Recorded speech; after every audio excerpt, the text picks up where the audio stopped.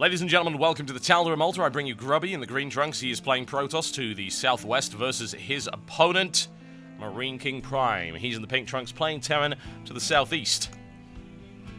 I'm not really sure what MarineKing's plan was that last game, honestly. Whatever it was, it didn't work.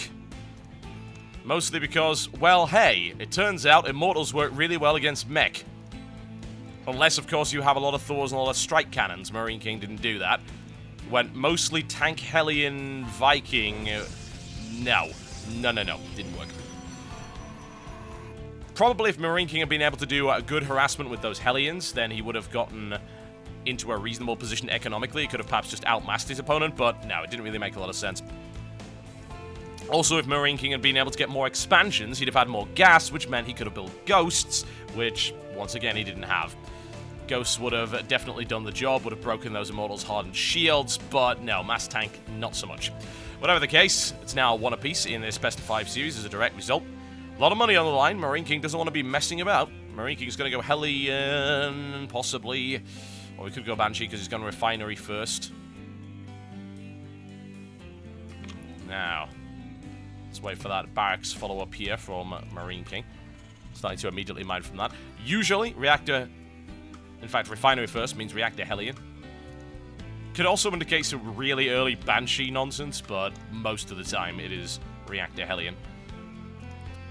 Grubby's going to Nexus first here. That's gutsy and incredibly risky. That's probably the wrong decision, if I'm totally honest.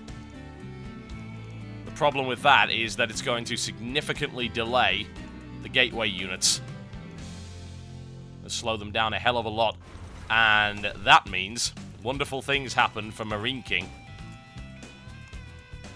Now, that gateway is going to have to go down. Zealots, of course, pretty much totally useless. He's going to need to get a Cybernetics core out. He's going to need to get his Stalkers out quickly. Here comes the factory follow-up. Reactor will go down right about now. There you go.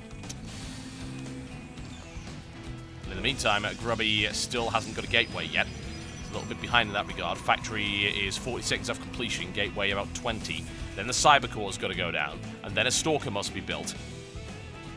This Grubby will probably have the Chrono Boost necessary in order to get a Stalker out just a little bit quicker. The problem is Grubby has scouted all the wrong locations and has no idea what's coming.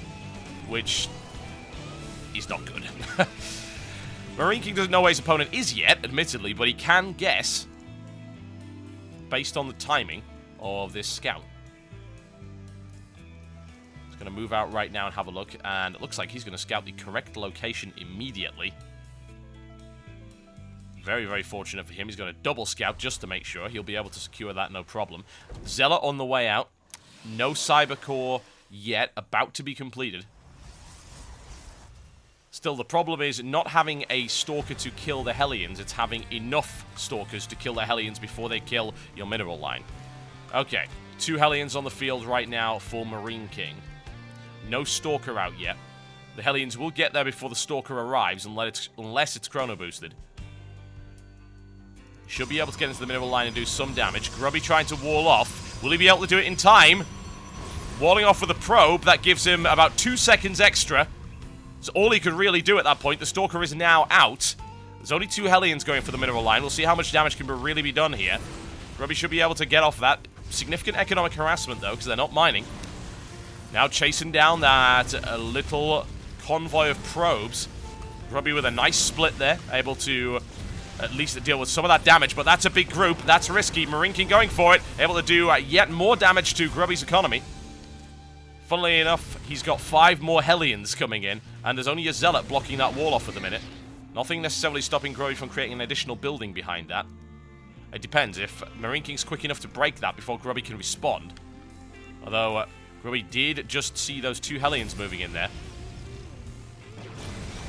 And the question is, can he break through that Stalker? Now, Stalkers, yeah, they're quite good against Hellions, but they don't have a lot of hit points. Not relatively speaking. Now the Zealot moving in to block it off, and Grubby's going to have to do something to wall it off. There we go. It's a little wonderful display of pylons that he's got going on there. In the meantime, let's keep an eye on what MarineKing is doing in his base. He is about to break through that pylon line. Well, he's building Marines. No sign of an expansion yet. No sign of double gas yet. Pylon about to go down. MarineKing is losing a lot of Hellions here. But Micro going off to make sure that he minimizes those losses. More buildings coming up behind this for Grubby. There's the breakthrough, but there are 2 buildings already there. Grubby just continuing to play SimCity at his front there.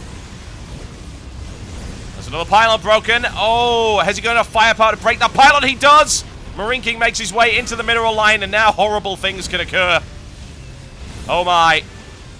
That's a lot of Hellions. In he goes, and that is that. GG.